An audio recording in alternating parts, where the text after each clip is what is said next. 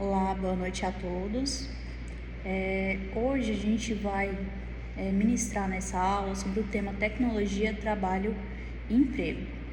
Bom, o objetivo dessa aula é compreender os impactos da tecnologia sobre o mercado de trabalho, analisar as transformações no emprego causadas pela automação e digitalização e refletir sobre os desafios e oportunidades da tecnologia no mundo do trabalho.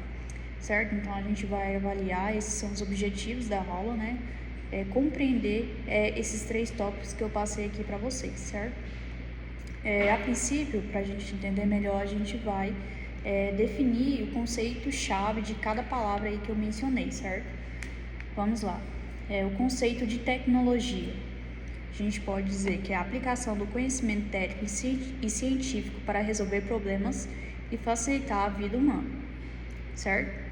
O trabalho, atividade humana voltada à produção de bens e serviços. Emprego, relação formal de trabalho regida por contratos e leis, certo? Então, a gente vai usar esses 3 temas agora, tá? Elaborar algumas perguntas para a gente ter um pouco de noção e profundidade que esse tema pode trazer aqui para nossa aula, certo? Então, vamos lá.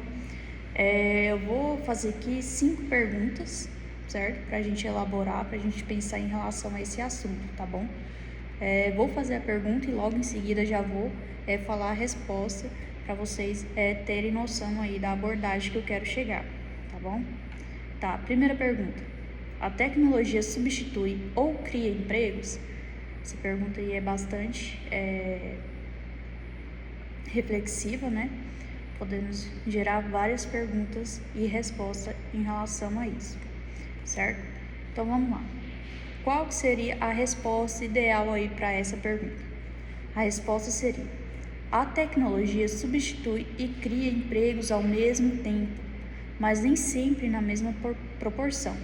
Ela tende a eliminar funções repetitivas e manuais, como operadores de caixa, operadores de telemarketing, etc., enquanto cria novas funções mais especializadas, ligadas à programação, análise de dados, engenharia, suporte técnico, entre outros.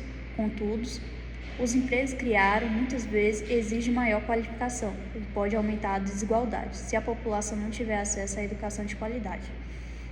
Então, essa era a resposta que eu queria aqui nessa aula, certo? Então, vamos pensar em um exemplo. No shopping, a gente percebe muito que os funcionários que recebiam aí os tickets de estacionamento não estão lá mais, né? Foram substituídos por máquinas. É muito difícil achar, principalmente aqui, né, em Goiânia e Aparecida, pessoas que recebem esse tipo de ticket, certo? Foram substituídas por máquinas. Então, assim, tirou um emprego, mas gerou outros. Os outros que são para manutenção da máquina, seja para automação dela, seja para instalação, entendeu? Então, se cria novos empregos, mas também se perde.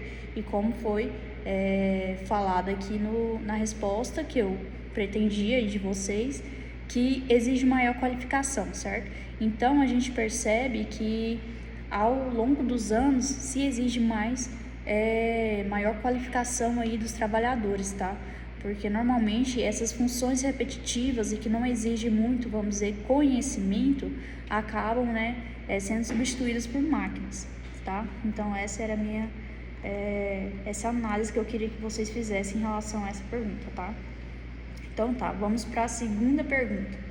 Todas as áreas estão sujeitas à automação? Então, peço que vocês pensem um pouco e já vou falar aqui qual é a resposta ideal que eu queria aí de vocês, tá? Resposta.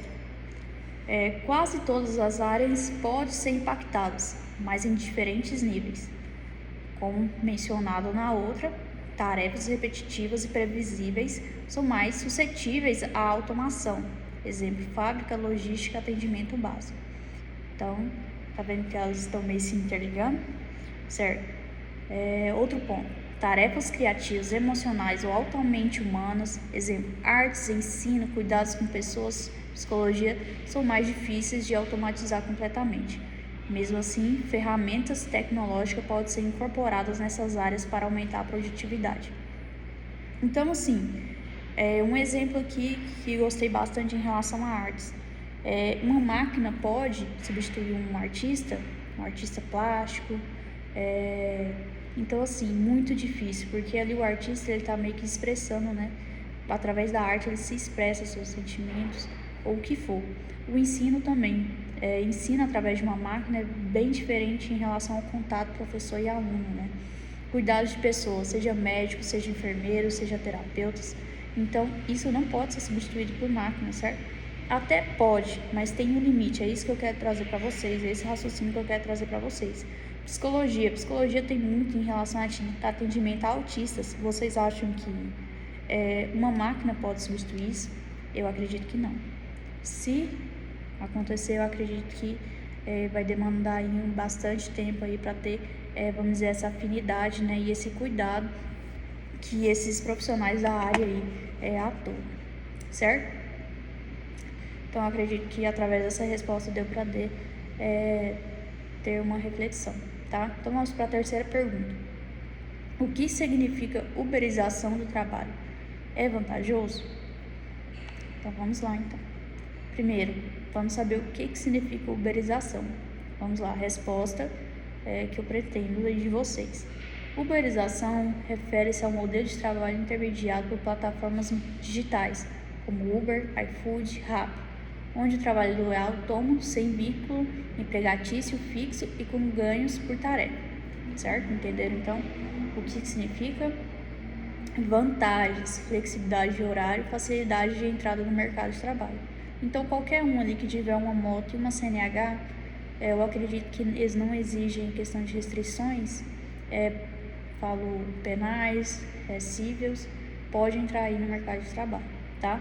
Desvantagens, falta de direitos trabalhistas, férias, 13º, previdência, insegurança financeira, porque isso depende dele. Se algum trabalhador aí autônomo que trabalha aí nessas plataformas digitais, se sofrer algum acidente, então assim, não vai ter renda, porque a renda depende do trabalho deles, entendeu?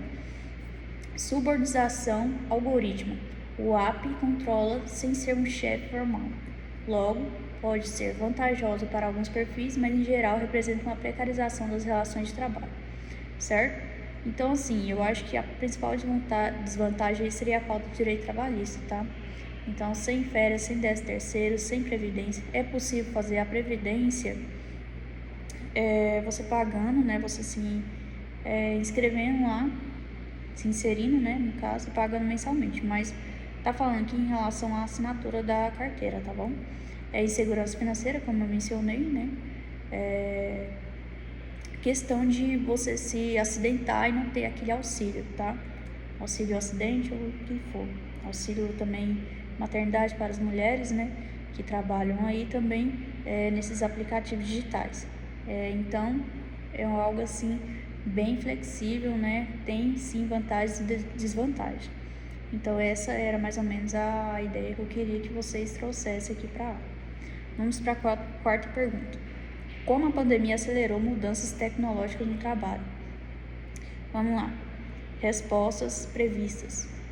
A pandemia do Covid-19 acelerou a digitalização do trabalho de forma intensa e rápida. Explosão do home office, crescimento de reuniões virtuais, ensino online e uso de ferramentas de colaboração digital. Maior uso de inteligência artificial e automação para reduzir custos com pessoas e setores afetados. Empresas e trabalhadores que estavam preparados a se adaptar melhor, outros, sem estrutura ou conhecimento, foram excluídos ou sofreram perdas. Então, na pandemia tudo mudou, né? Pode-se dizer assim. Igual questões de audiências, pode-se dizer que a maioria agora são online devido à pandemia.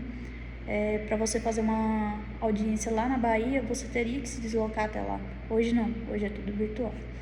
Certo, pessoal? A gente já está passando um pouquinho do tempo, então vamos ficar aí somente com essas 4 perguntas. Eu acredito que deu sim para ter uma noção aí do tema que eu queria trazer para vocês, né? Que no caso é tecnologia, trabalho e emprego. Acredito que deu para entender sim. Agradeço aí pela atenção.